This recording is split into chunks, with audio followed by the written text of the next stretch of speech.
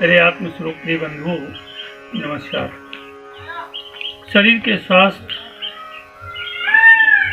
के लिए आज हम आगे चलते हैं अनुलोम विलोम प्राणायाम की ओर। अनुलोम विलोम प्राणायाम को हमारे प्राचीन शास्त्रों में नाड़ी शोधन प्राणायाम भी कहा जाता था और आज की भाषा में इसको अल्टीमेट नोस्ट्रल ब्रीदिंग भी कहा जाता है। अनुलोम विलोम प्राणायाम करने के लिए हम किसी भी अवस्था में, चाहे वो हमारे सुखासन हो, पद्मासन हो, वज्रासन हो या योग मुद्रासन हो, किसी भी स्थिति में हम इन आसनों का प्रयोग करते हैं।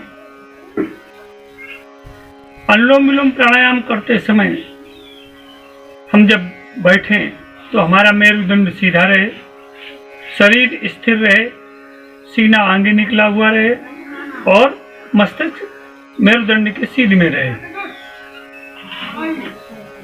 दूसरी चीज, अनुलोम विलोम प्राणायाम करते समय हमें दो मुद्राओं का प्रयोग करना चाहिए।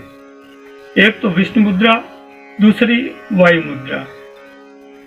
विष्णु मुद्रा करने के लिए हमें अपने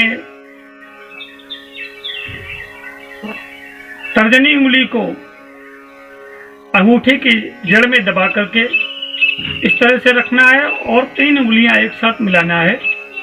अंगूठे को दाईं नासिका पर रखते हैं जब सांस खींचते हैं, और जब सांस छोड़ते हैं तो 3 उंगलियों को बाईं नासिका पर और अंगूठे को छोड़ देते हैं। फिर दाईं नासिका से सांस लेते हैं। सांस जब इनहेल कर लेते हैं तो अंगूठे को हम दाईं नासिका पर लगा करके 3 उंगलियों को फ्री करके और बाईं नासिका से सांस छोड़ते हैं। दूसरी वायु मुद्रा है। वायु मुद्रा में हमें यह ध्यान रखना पड़ेगा कि हमें 3 उंगलियां इस तरह से मुड़ी हुई हो और कनिष्ठिका और अंगूठे का प्रयोग इस तरह से करना है क्रम से। ध्यान ये रखें कि दाहिने हाथ को हमें सांस लेने और छोड़ने में नासिका पर रख करके प्रयोग करना है, और जो हमारा बायां हाथ फ्री रहता है इसको हमें ज्ञान मुद्रा में रखना है। इस तरह से बाएं गांठ पर हमारा ये बायां हाथ हमेशा ज्ञान मुद्रा में बने रहे।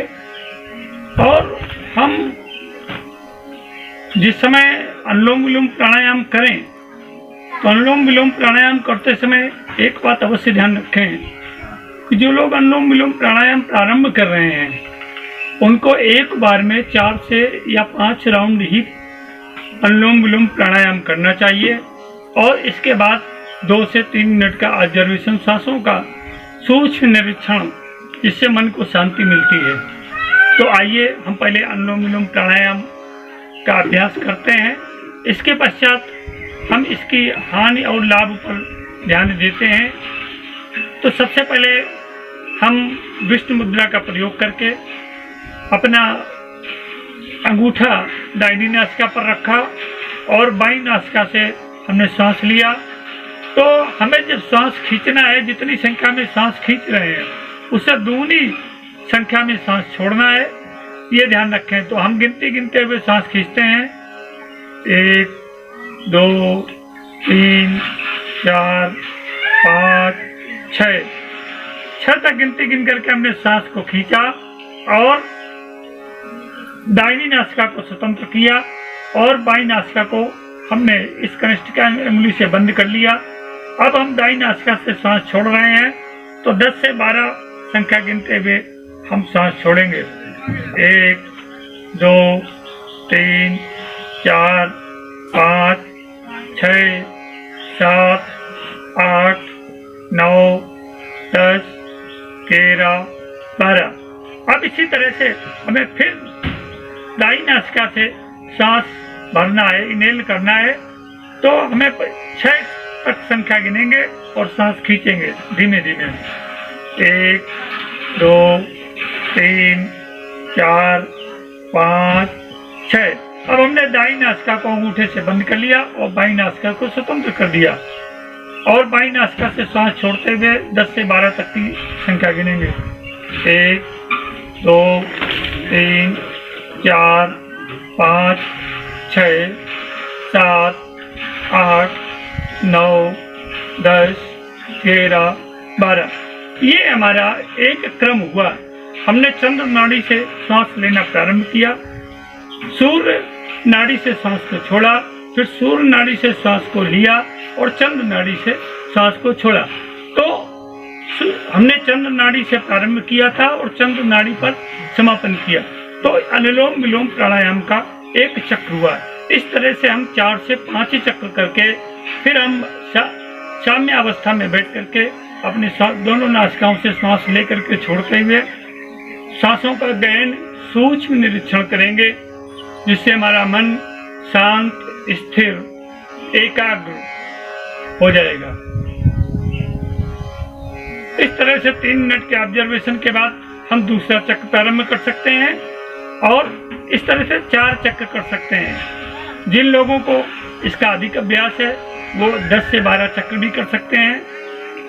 कहीं कुछ लोग प्रश्न करते हैं कि कुंभक, अनुलोम विलोम में कुंभक, हाँ किया जा सकता है। कुंभक करने के लिए जो अस्थमा के रोगी नहीं है, जिनको हाई ब्लड प्रेशर नहीं है या जिनको हार्मोनल डिस्टरबेंस नहीं है, वो लोग कुंभक भी कर सकते हैं। कुंभक हमेशा शास्त्रों में कहा गया है 1, 4, 6। 1 का मतलब है अगर 1 संख्या में हम गिन करके हमने सांस ली है तो 4 संख्या में सांस छोड़ें और 6 तक की संख्या में सांस को अंदर रोक करके रखें। इस तरह से ये कुंभक की प्रक्रिया हुई। देखिए जब सांस हम तेजी से लेते हैं, आप देखिए ध्यान करके,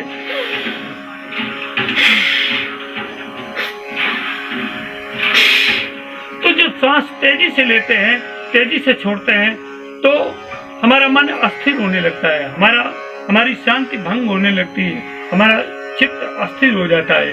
तो हमेशा अनुलोम विलोम प्राणायाम साम्यावस्था में ही करना चाहिए।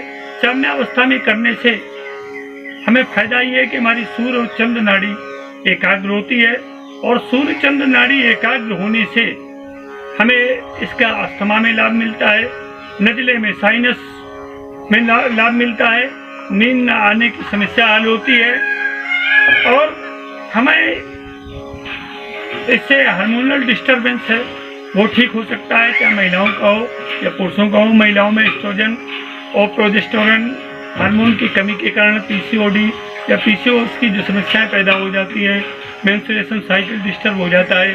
अगर अनुलोम विलोम प्राणायाम को उचित रीति से और उचित समय तक किया जाए तो उसमें काफ़ी लाभ मिलता है।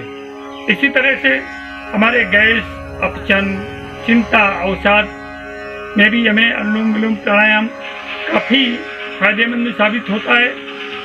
ध्यान ये रखें कि कुछ लोग कभी कभी चर्चा करते ये पाए जाते हैं कि बीपी के पेशेंट्स को अनुलोम विलोम प्राणायाम नहीं करना चाहिए, परंतु शास्त्रों के मतानुसार हाई ब्लड प्रेशर के मरीज अगर साम्य अवस्था में अनुलोम विलोम प्राणायाम का अभ्यास करते हैं तो उनको भी अपने उच्च रक्तचाप या निम्न रक्तचाप में कोई भी स्थिति हो, दोनों में उनको लाभ मिलता है और हमारा जो पूरा नर्वस सिस्टम है वो एक्टिवेट होता है।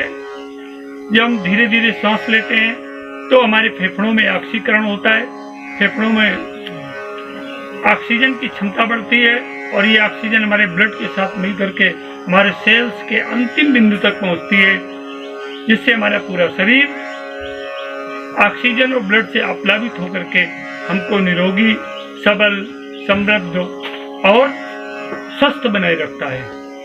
तो मित्रों, अगर आपको अनुलोम विलोम प्राणायाम के संबंध में किसी भी प्रकार का कोई संशय हो, शंका हो या कोई संदेह की स्थिति हो तो आप हमसे ईमेल भेज करके प्रश्न भी पूछ सकते हैं या इस वीडियो के माध्यम से कुछ हमारे नंबर्स दिए हुए उस पर भी फोन कॉल करके हमसे आप सलाह ले सकते हैं। आज का वीडियो यहीं तक। नमस्कार।